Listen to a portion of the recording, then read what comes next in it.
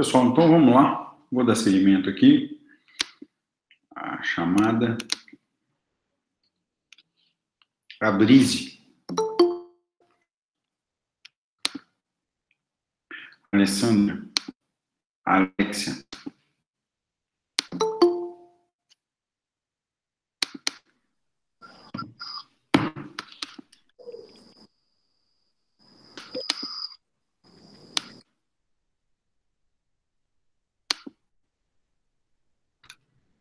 Aline Marques.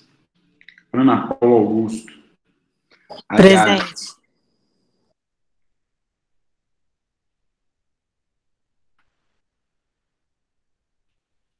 Carlos Peron.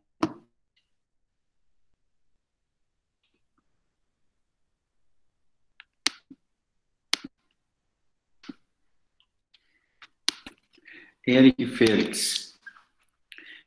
Gabriel.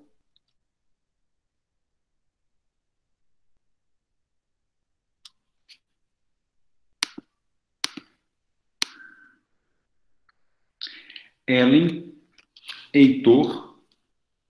Iago. Isabela. Jéssica. João Vitor Soares. Júlia. Júlio. Larissa. Lucas Almeida. Luísa Mendes. Marcelo Ortidoro. Marcelo Paulo.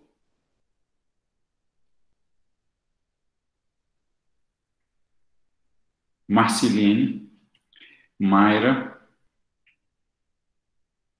Mirelle. Naya.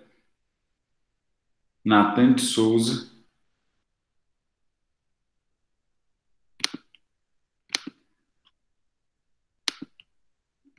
Rafaela Massardi. Sabrina do Amaral. Sabrina Lopes. Samuel.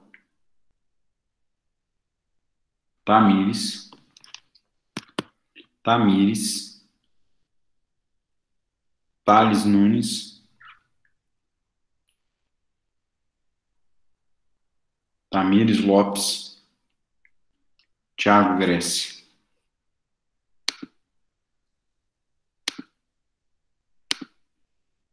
Alguém que eu tenha esquecido de falar o nome?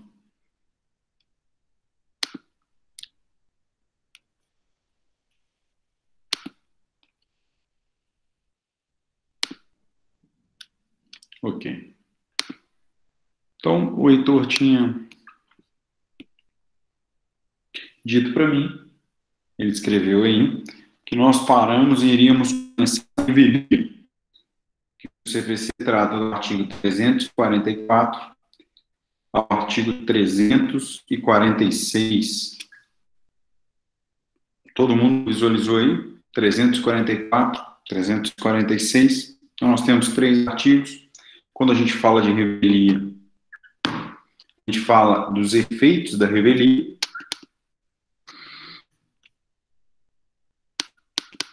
Deixa eu abrir o material. Estava em defesas do réu.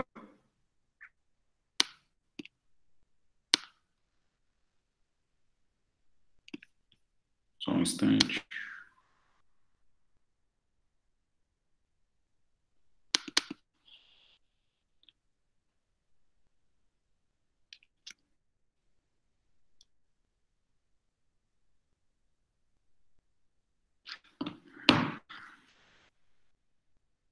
Eu vou compartilhar aí a tela do exercício do...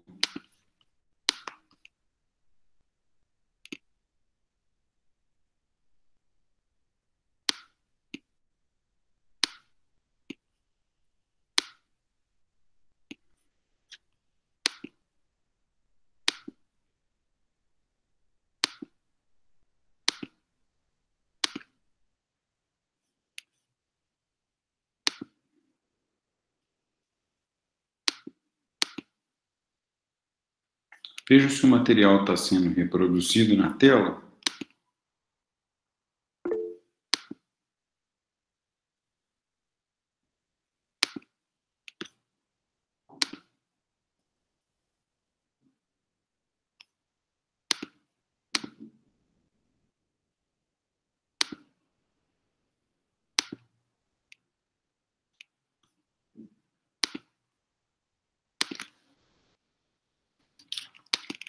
Então, como deixa eu ver aqui no grupo. Sim, eu vou colocar um vídeo complementar de reconvenção, ok? Acho que foi.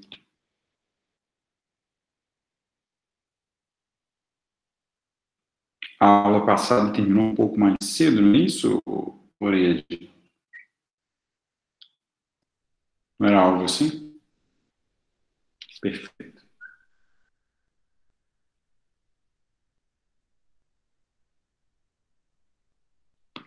Bom, deixa eu.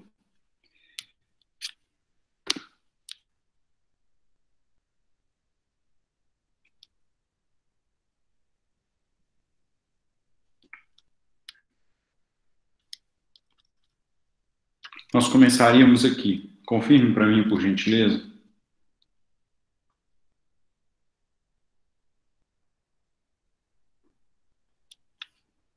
Heitor. Ariadna.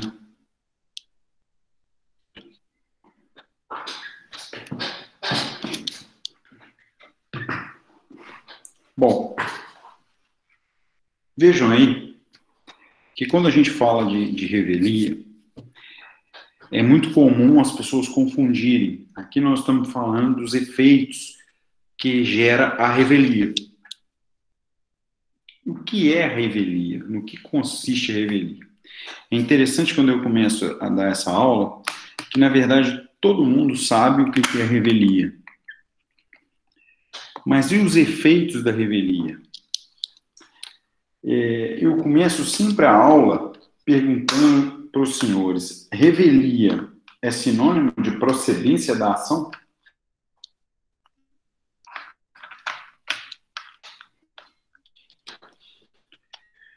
Por que, Heitor?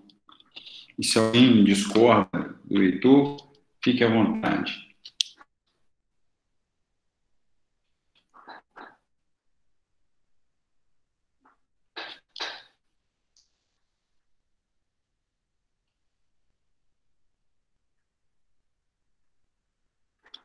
Veja, Heitor, e os demais alunos, o seguinte. Quando a gente fala de revelia, ela não tem uma relação com a procedência da ação.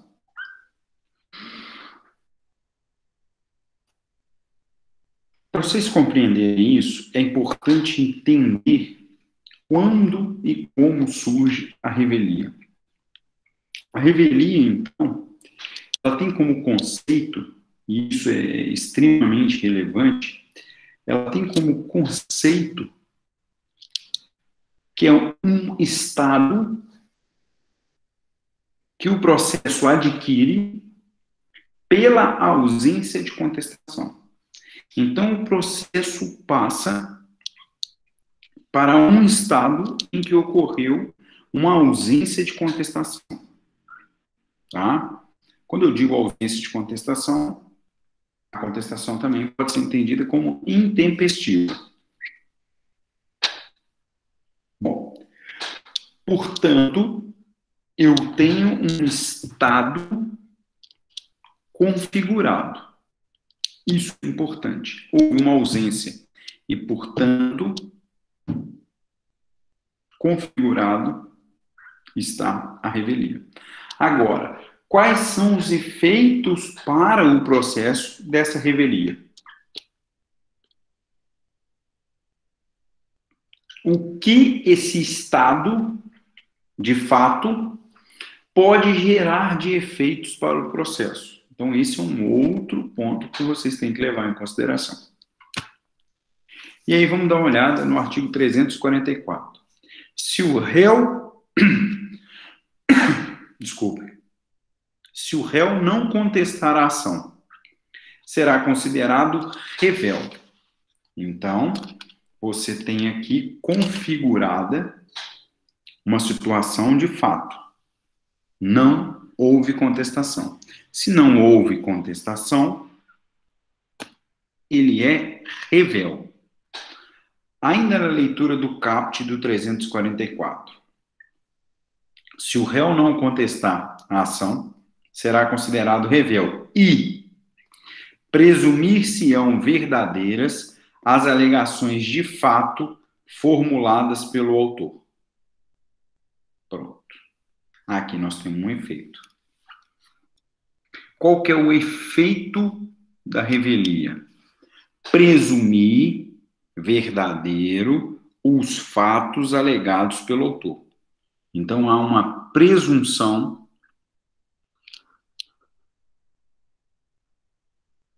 de veracidade dos fatos trazidos pelo autor.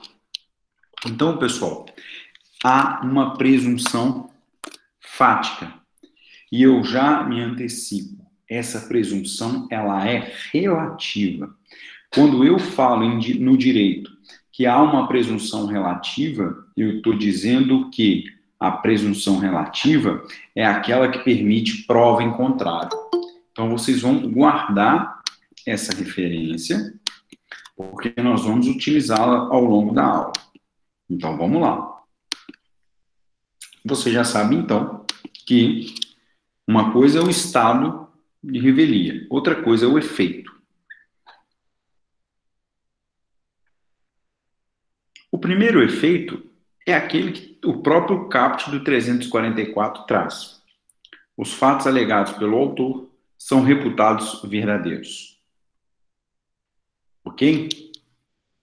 Bom, esse é o primeiro efeito. O outro efeito é de que não será mais necessário a intimação do réu revel. Ok? Então, os atos processuais vão ocorrendo e você vai considerar que todas aquelas publicações no diário oficial são consideradas válidas.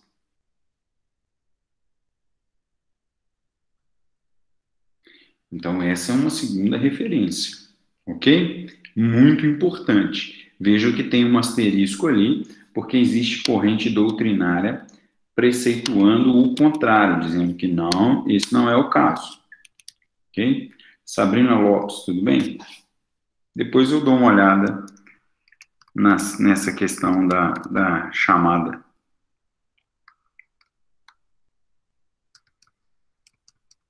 Eu já fiz.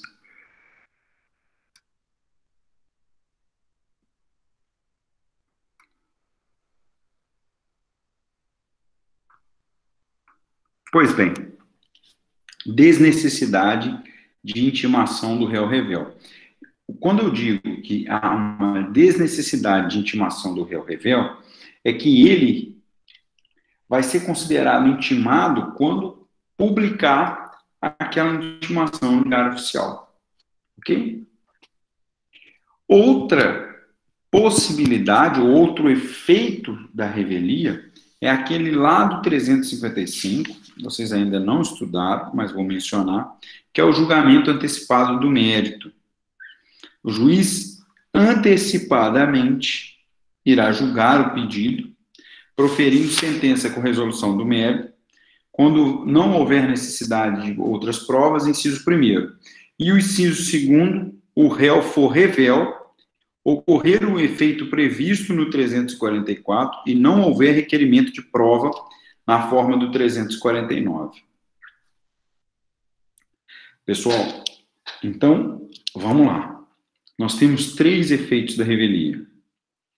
Os fatos alegados pelo autor são reputados verdadeiros, a desnecessidade da intimação do réu revel e a possibilidade de julgamento antecipado do mérito, previsão do 355, inciso 2º. Eu gostaria que alguém que tivesse fácil acesso colocasse para mim aqui o 355, inciso 2º.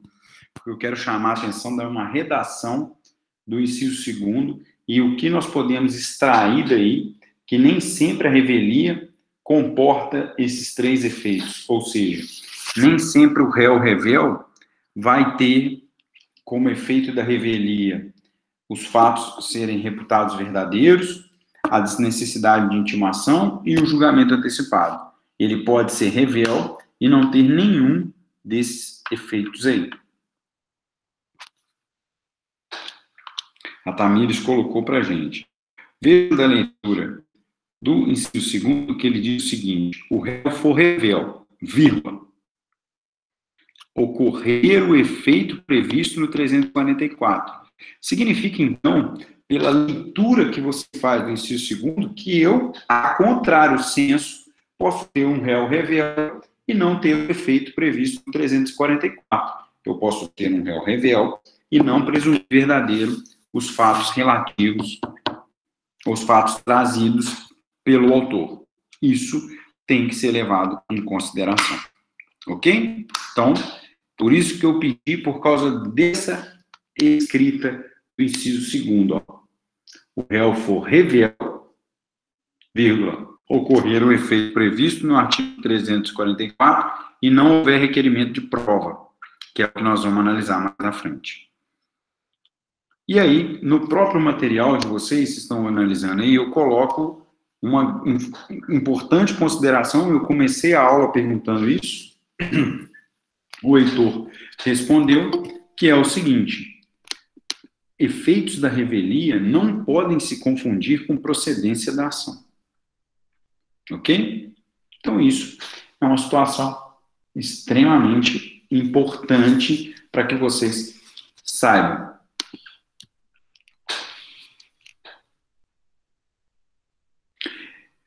Heitor, eu posso responder agora, mas no final da aula eu vou trazer de forma específica um artigo e essa ponderação aí, que está lá nos artigos 348 ao 350, ok? Mas eu já te respondo, já te respondo. Vamos voltar, Tamires. Os efeitos da revelia. Presumir-se verdadeiro os fatos alegados pelo autor. Essa presunção, ela é relativa. Quando eu digo presunção relativa, é que comporta prova em contrário. 2 outros pontos relevantes: desnecessidade de intimação do réu revel e julgamento antecipado do mérito, na hipótese do 355, inciso 2º. Ok? O 344 vem na sequência. O 344 traz para nós a parte conceitual e o aspecto dos efeitos. O 355 traz a exceção. Veja, a revelia não produz o efeito mencionado no 344. Ele está dizendo para você o seguinte: não se aplica o 344. Quando houver litisconsórcio no polo passivo e um deles contestar a ação, quando tiver direitos indisponíveis, quando tiver um vício da petição inicial, que é acompanhada do instrumento que a lei considera indispensável à prova do ato. E aí eu quero chamar a atenção para o 345, inciso 4º, que fala que as alegações de fato for inverossímeis ou estiverem em contradição com as provas constantes dos autos. Significa, então, senhores, que quando eu coloco a seguinte observação, de que a ausência de contestação e a revelia não significa procedência da ação, olha o que diz o inciso 4º. As alegações de fato forem inverossímeis, ou estiverem em contradição com a prova, ou forem produzidas prova em contrário, que é o 349 traz a gente. Então, nessas hipóteses, não há aplicação dos efeitos da revelia. Okay? E aí, muito importante, que mesmo com a ausência de contestação por parte do réu, nós temos como referência o ônus da prova. O autor tem o ônus da prova ainda. Não significa que ele não tenha que provar. Ele tem o ônus da prova. Por isso eu deixo escrito aí para vocês o seguinte: dessa forma, não sendo reputados verdadeiros os fatos discutidos no caso concreto, o autor continua com o ônus da prova. Ele continua com o ônus de provar os fatos constitutivos do seu direito, sendo concedido a ele prazo de 15 dias para especificar as provas. Então, vamos lá. Eu quero estabelecer uma linha de raciocínio com vocês. Todo mundo compreendeu até agora o que eu estou dizendo? Para não ficar dúvida.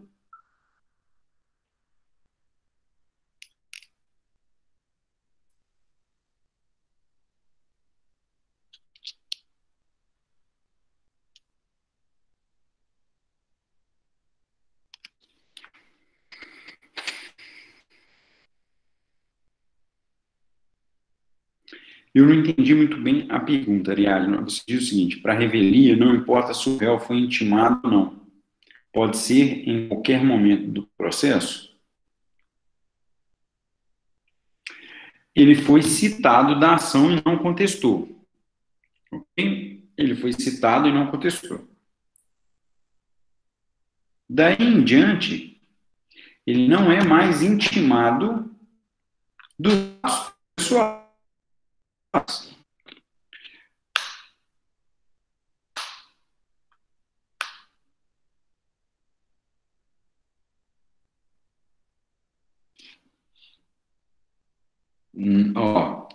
A pergunta do Samuel é relevante porque, para vocês não confundirem, o Samuel pergunta o seguinte: nos termos do 345, o réu ainda assim é revel ou ele não será mais revel? Samuel, o réu ele é revel. O que o 345 caput preceitua vou ler, a revelia não produz o efeito mencionado no 344. Ele é revel, mas não há efeito da revelia. Isso é interessante, por isso que eu começo o material dizendo o seguinte: não confunda efeitos com revelia. Revelia é uma situação fática. Não contestou é revel. Não tem como você voltar atrás. Fala, não, beleza. Agora, se você não contestou é revel, o juiz tem que analisar se, no caso concreto, essa ausência de contestação gera os efeitos da revelia. Porque pode não ter contestado, mas o direito ser indisponível. O réu pode não ter contestado, mas o autor não ter juntado documento indispensável para a propositura da ação. Pode o autor ter feito alegações inverossímeis ou contrárias às provas. E o réu, mesmo não contestando, ele é revel, mas não significa que se aplicou os efeitos da revelia. Ficou claro isso agora, Samuel, Ariadne?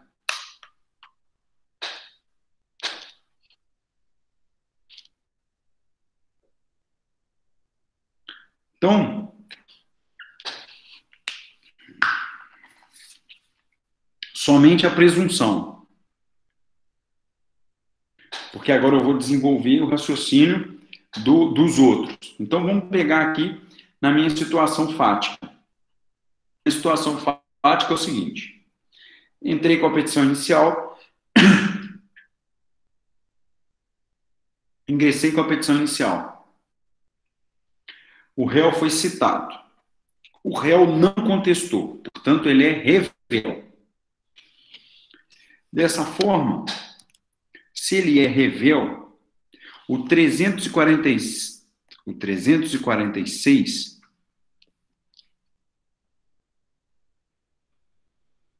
diz pra gente o seguinte, e eu coloquei, deixa eu voltar ao material, que eu coloquei nesse ciclo aqui azul, vocês estão podendo perceber o ciclo azul, que ele tem a seguinte afirmação em um dos ciclos aqui dentro dele: desnecessidade de intimação do réu revel. Então, eu quero que vocês prestem muita atenção nessa explicação. Entrei com a inicial, o réu não contestou. Ok? Se o réu não contestou, o juiz vai analisar essas três possibilidades que vocês estão vendo no ciclo aqui. Se os fatos alegados pelo autor serão reputados verdadeiros, desnecessidade de intimação e a possibilidade de julgamento antecipado. Ele vai apreciar. Ao apreciar isso, ele já afastou qualquer uma das hipóteses do 345. Ok? Vejam que agora o juiz se depara com essa ausência de contestação e não enquadrou em nenhuma hipótese do 345, ele intima o autor, prestem bastante atenção, ele intima o autor para especificar as provas que pretende produzir. Olha o que eu estou te dizendo. Réu revela, ele vai e intima o autor para manifestar quais são as provas que pretende produzir. Está lá no 348. Vamos imaginar uma hipótese de que o autor não quer mais produzir nenhuma prova. Diz, ó, juiz, eu não tenho mais provas a produzir. Tá?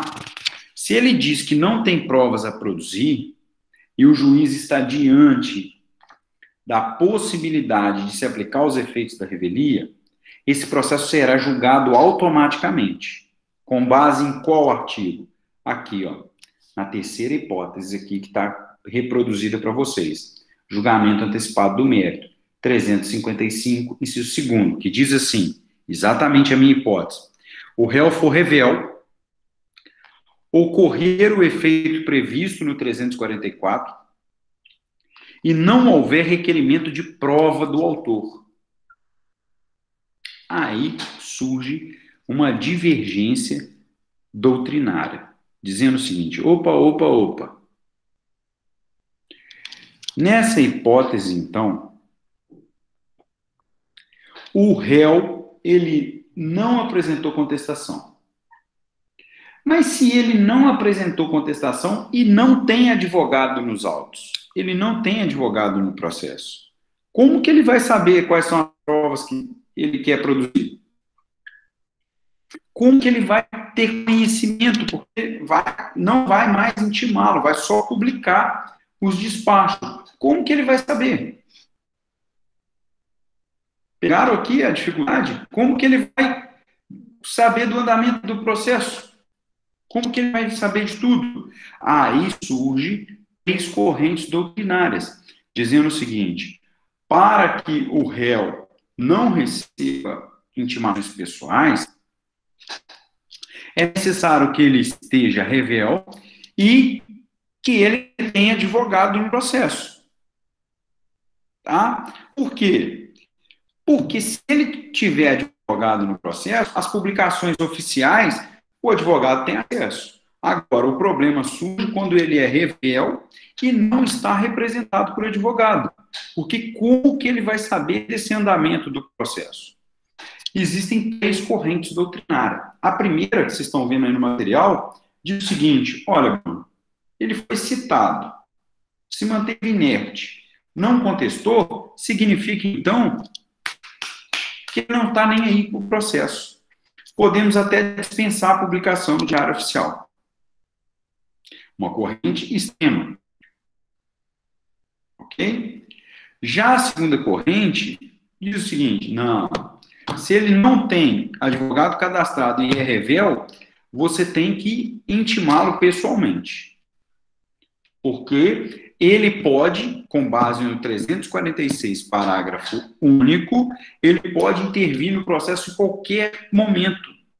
Ele só vai pegar o processo na fase que se encontra. Então, ele pode e deve ser intimado pessoalmente dos atos processuais, também considerando uma corrente que está para o outro extremo. A terceira corrente, ela vem dizendo assim, olha, há uma necessidade de que a sentença seja publicada. O resto, não há mais necessidade de que ele seja intimado. Ok? Não há essa necessidade. Porque ele abdicou, ele demonstrou desinteresse no acompanhamento da ação. Então, 3 correntes doutrinárias. Muito cuidado quanto a isso. Vejam, e vou ler o 346. Os prazos contra o revel, que não tenha patrono nos autos, fluirão da data da publicação do ato decisório no órgão oficial. Parágrafo único. O revel poderá intervir no processo em qualquer fase, recebendo-o no estado em que se encontra. Ficou claro essa minha explicação, pessoal? Ficou claro? Alguma dúvida até aqui? Senhores, Adriana, Heitor, Samuel, tranquilo? Então eu vou colocar hoje uma questão com um grau um pouquinho maior de dificuldade. O Heitor, de cabeça, assim, eu não lembro, não. Se não está, era para estar. Ok? Eu posso verificar. Então, eu vou colocar a questão com um grau de dificuldade um pouco maior. Então, era para estar e eu vou corrigir isso. Ok? Então, olha só a questão que eu vou colocar para vocês.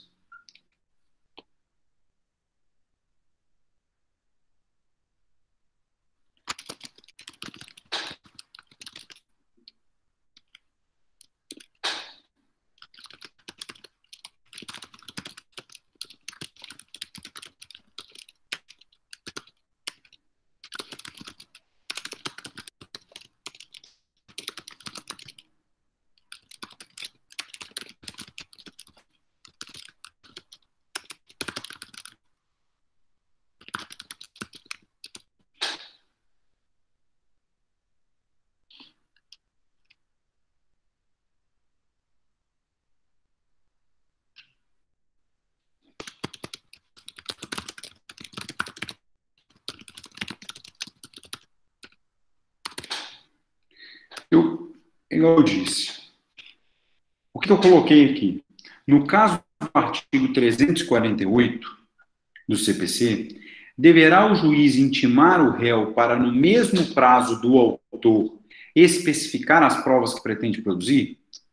Você vai responder se ele deve intimar o réu também, qual o meio de intimação, e você deve justificar para mim na resposta, levando em consideração o previsto no 349 do CPC.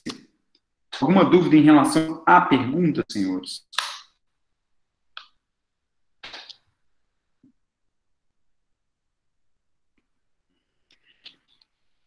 Por favor, me respondam aqui se há dúvida em relação à pergunta.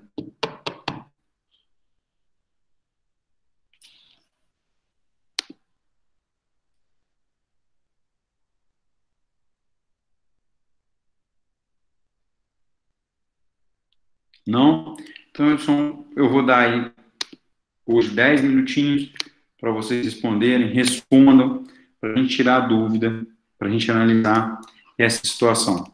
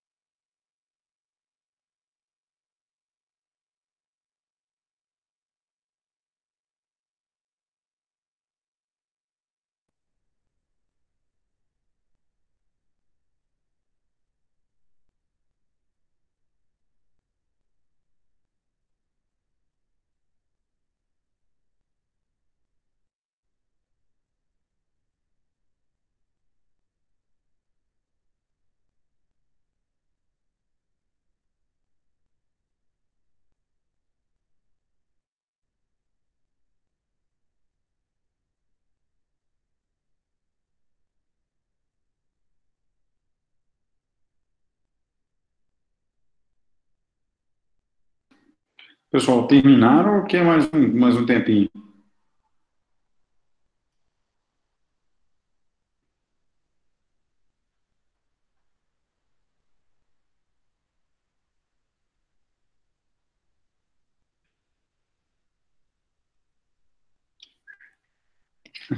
Tranquilo, vou ficar calmo aqui, vou ficar zen, coraçãozinho. O time do Vasco está ganhando de 1-0. Então eu estou super tranquilo. Mais uns 5 minutinhos aí, só por isso, tá?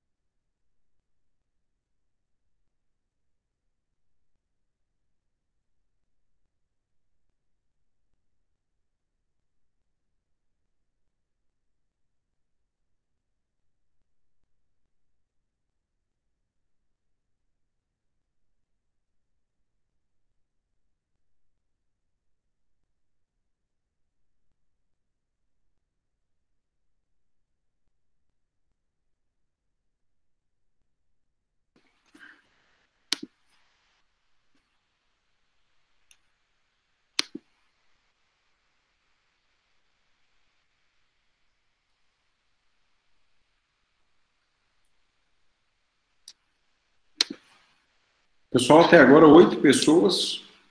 Mais alguém vai mandar o exercício? Tá tranquilo?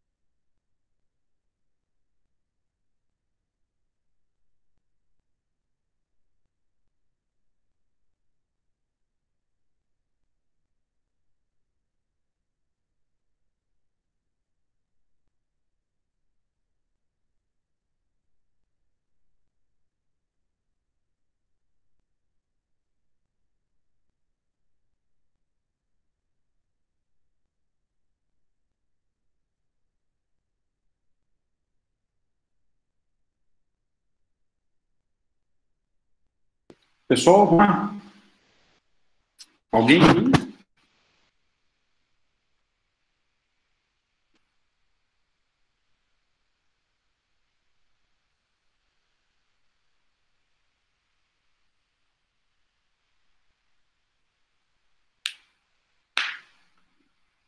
Partiu, Tamires, partiu. Então vamos lá.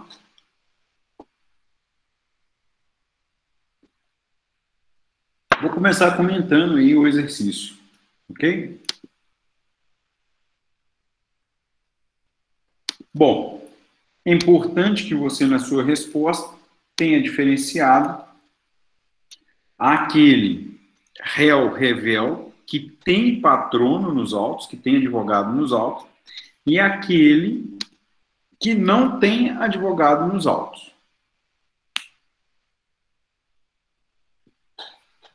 Então, na verdade, você tem que separar se ele tem advogado ou não. Se ele tem advogado, a publicação que vai no Diário Oficial, essa publicação alcança o réu. Então, o seu problema está resolvido. O problema maior surge quando o autor é intimado na pessoa do advogado, porém o réu não tem advogado cadastrado. Aí surge a discussão doutrinária. Se faz necessário, então, intimar pessoalmente o réu que não tem advogado cadastrado para que especifique as provas que pretende produzir, então a sua resposta deveria desmembrar essa situação. Ficou claro isso? Para que eu possa continuar a explicação? Tranquilo? Então você deveria separar. E eu quero ouvir de vocês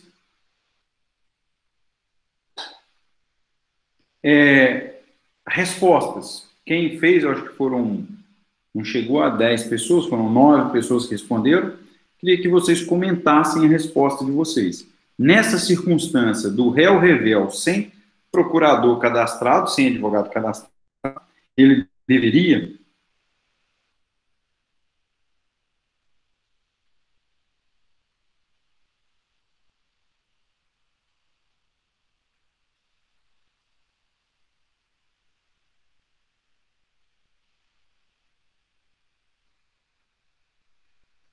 Por que, Heitor? Eu não consigo olhar para os dois negócios, mas às vezes eu erro o nome. É o Heitor mesmo. Por que, Heitor? Justifique. Fique à vontade. Abra o áudio. Por quê? Se você se sentir à vontade. Preste atenção nessa questão. Preste atenção na questão do exercício, para aqueles que fizeram e aqueles que vão fazer depois. Na verdade, nós estamos diante de uma discussão doutrinária. E eu vou levantar aqui alguns pontos, Heitor. A doutrina majoritária diz o seguinte: não há a obrigatoriedade da intimação pessoal. Porém, em alguns casos, em algumas hipóteses dentro do processo, se faz necessário a intimação pessoal dele. Quais são essas hipóteses? Prestem atenção. Intimação do réu revel para prestar depoimento pessoal. Intimação do réu revel para exibir documentos pela ordem judicial. Nessas hipóteses, mesmo que seja réu revel sem advogado, o juiz, segundo a doutrina majoritária, faz necessária a sua intimação pessoal. Porém, para especificar as provas,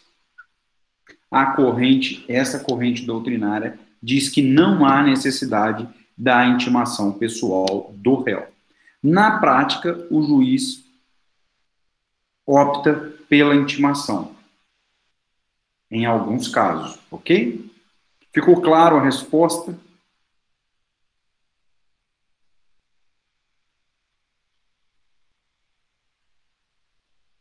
E agora eu vou fundamentar por que fala que não é obrigatório. Olha o que está na redação do 349. Não sei se vocês chegaram a ter essa percepção. Olha o que diz o 349, senhores. Ó, ao réu revel será lista a produção de provas contrapostas às alegações do autor. Fazer contraprova é lícito a ele, desde que se faça representar nos autos a tempo de praticar os atos processuais indispensáveis a essa propositura. O que o legislador está dizendo? Ele pode especificar prova, ele pode produzir prova para rebater o autor, desde que ele se faça representar nos autos em tempo hábil. Significa, então, que ele tem que comparecer no processo em tempo hábil. Quando eu digo que ele tem que comparecer no processo em tempo hábil, significa que ele tem que se fazer representar pelo patrono. Se ele se faz representar pelo patrono, a intimação vai ser pelo diário oficial, não precisa ser pessoalmente. Ficou claro esse meu argumento? Ficou claro essa explicação? Ficou claro quando se deve priorizar a intimação pessoal do réu revel? Ficou claro na hipótese do exercício? Respondam para mim, por gentileza. E quem tiver dúvida, fique à vontade para tirar dúvidas. Isso não podemos sair daqui com dúvida.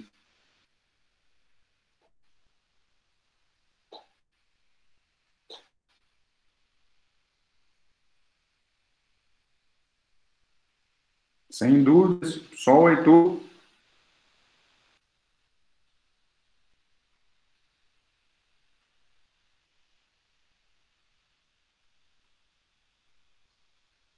É um posicionamento doutrinário, Ariadne. Vejam no material aqui, ó. O material está, para mim, aparece na tela aqui do lado, ó. Aqui, ó, nesse parágrafo que está aqui, abaixo do enunciado 167 do FONAGE. Vê se você localizou.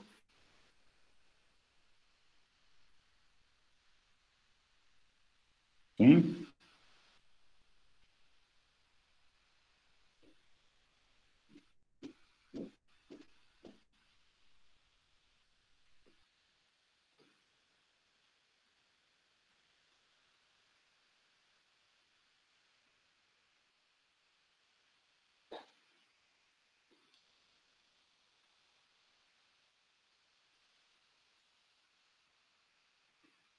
Isso. E importante, Ariadne, nessas hipóteses que está aqui no material, para ele prestar depoimento pessoal, para ele exibir, se faz necessário, a intimação pessoal.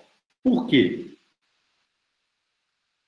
Pelo seguinte, acaba que se não for intimado pessoalmente e ele não comparecer, prejudica a instrução processual. Então, nessas hipóteses aqui, a doutrina diz que o juiz deva intimar pessoalmente. Na hipótese do nosso exercício, a corrente majoritária diz que não.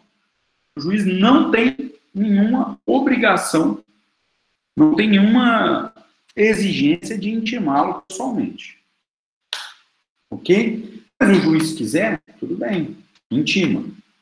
Mas não há essa obrigação no caso do exercício para ele especificar a prova. E aí eu li o 349 para deixar claro que nós podemos extrair da leitura do 349 quando ele diz, desde que se faça representar nos autos a tempo, ou seja, vai ser pela publicação mesmo no Diário Oficial. Ok?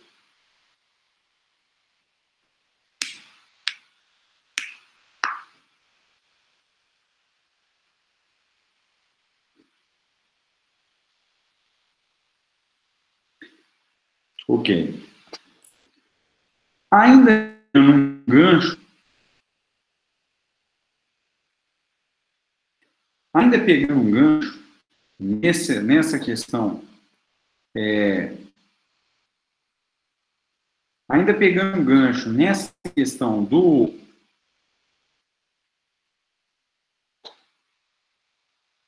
ainda pegando um gancho nessa questão do nosso exercício, veja uma situação no material, julgamento antecipado do mérito, que é a terceira. Veja o que nós estamos desenvolvendo a aula. Nós estamos na segunda hipótese, que é a da intimação. Na terceira, o julgamento antecipado do mérito. No julgamento antecipado do mérito, olha o que está escrito no material de vocês. Vejam lá o 355, inciso segundo. Travou aí, Júlia? Pessoal, travou?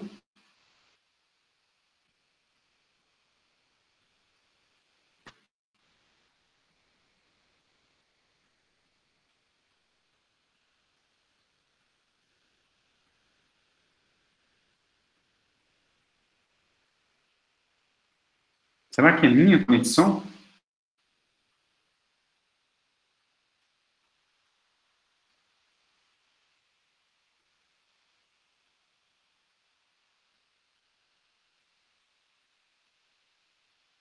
Será que é a minha conexão que está travando?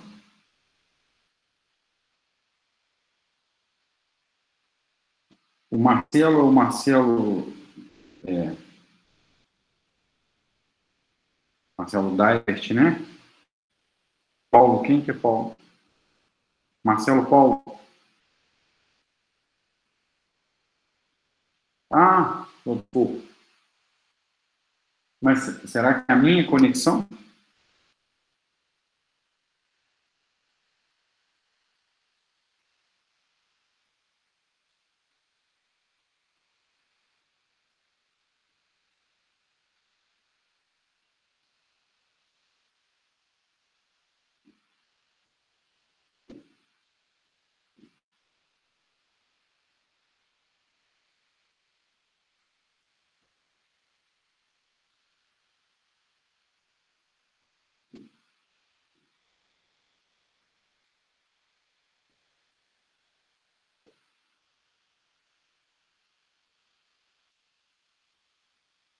Ah, sim.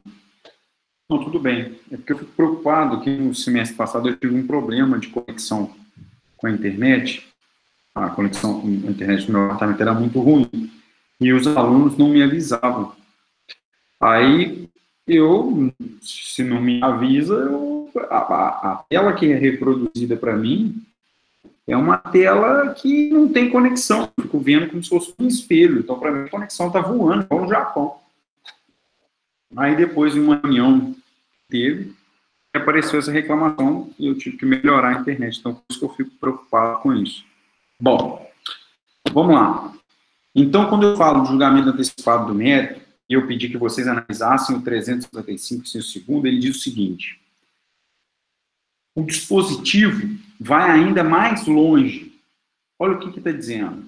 Prevendo que o julgamento antecipado, no caso das hipóteses do julgamento antecipado, não será admitido se o réu, olha que interessante, fazendo-se representar nos autos a tempo, requerer a produção de provas.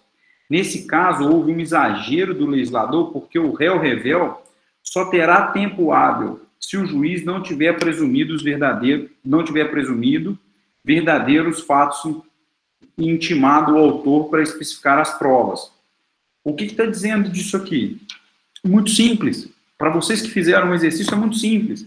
Está dizendo o seguinte: não se aplica o julgamento antecipado se o réu aparecer a tempo no processo e solicitar a especificação de prova. Olha o que diz o inciso 2º.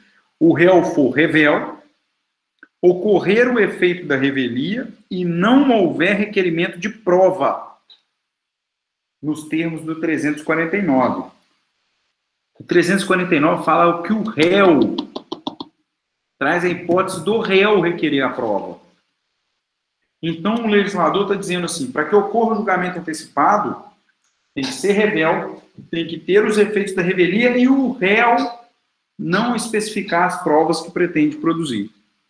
Significa, então, que para que ocorra o julgamento antecipado, revelia, efeitos da revelia, e o réu não se apresente no processo e não requeira a especificação de prova. Porque se ele, réu, comparecer e se fazer representar no processo, ele pode tranquilamente o quê? Requerer a produção de prova. E uma vez que ele requeriu a produção de prova, não há julgamento antecipado. Ok? Ficou claro isso? Porque se está claro, eu vou voltar aqui no meu esquema azul aqui. Ficou claro isso, senhores? No meu esquema azul.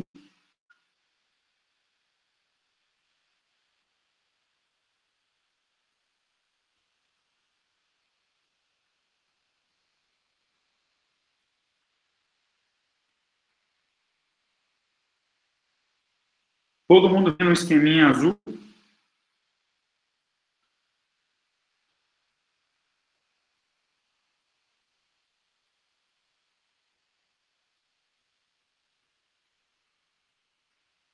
No meu esqueminha azul, vamos de novo pegar lá no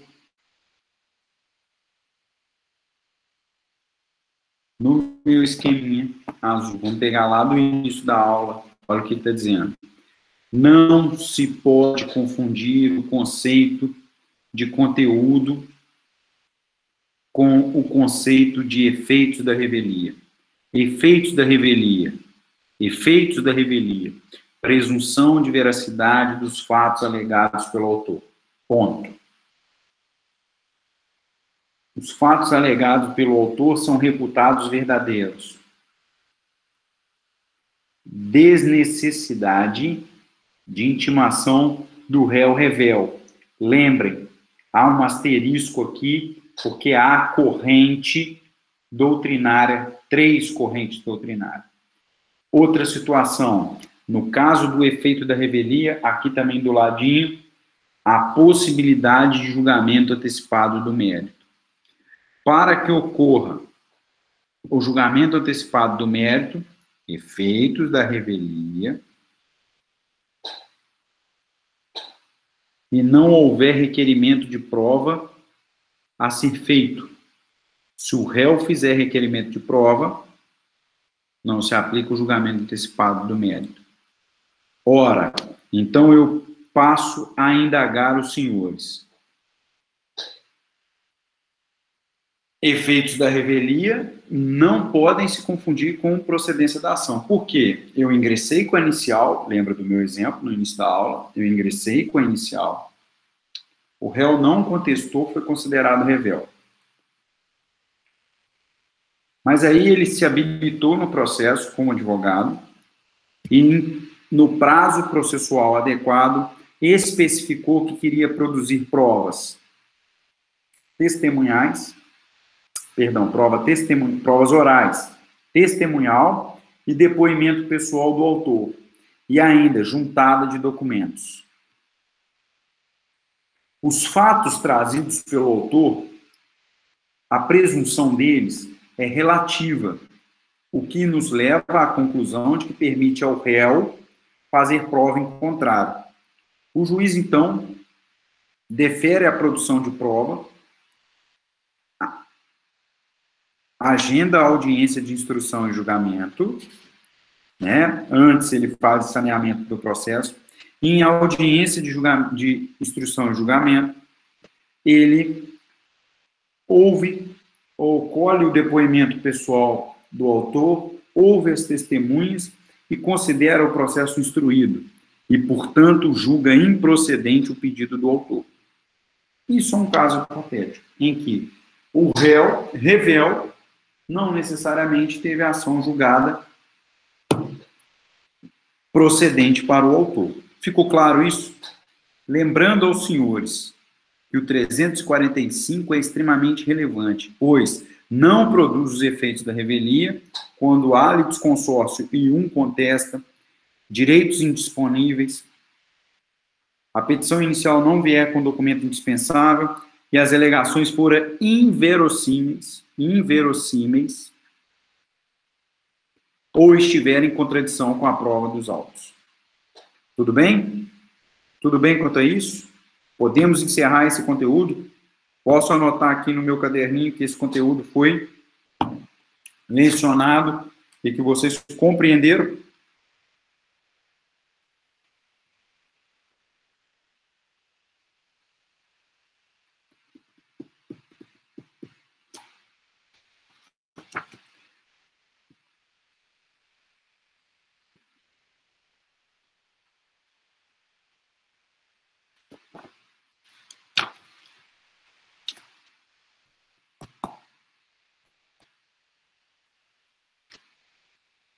Não, não.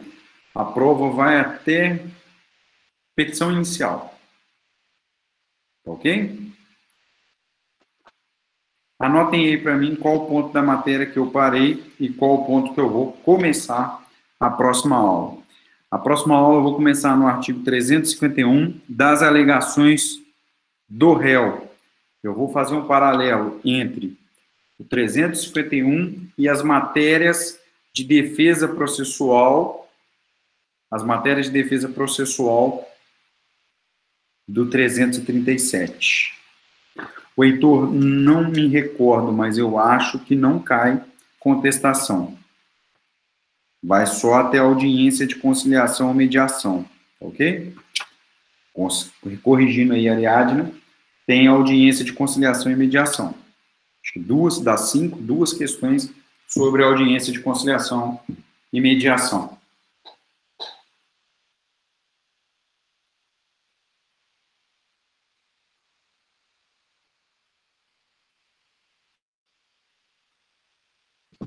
Ô, Samuel, eu vou disponibilizar agora, antes de sair do computador, porque se eu falar que vou disponibilizar e eu levantar da mesa aqui, já era. Eu vou disponibilizar com a nomenclatura de revelia, material complementar, revelia.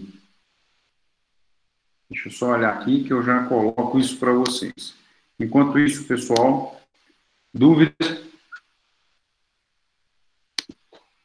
Eu vou colocar material complementar, estudo dirigido 2 que a gente está, né? E aí fica mais claro aqui para vocês. Download. Não é esse, porque está marcando hoje Deixa eu só confirmar, só um instante. Eu já libero vocês. Reconvenção. Ele vai estar com o nome de Reconvenção e Revelia. Já está postado, ok? Material postado, podem conferir aí. Dúvidas, senhores? Alguma dúvida?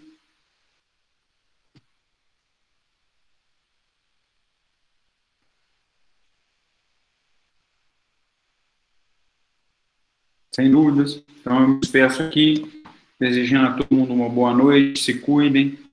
Um forte abraço aí. Obrigado pelas participações e interações. Um abraço.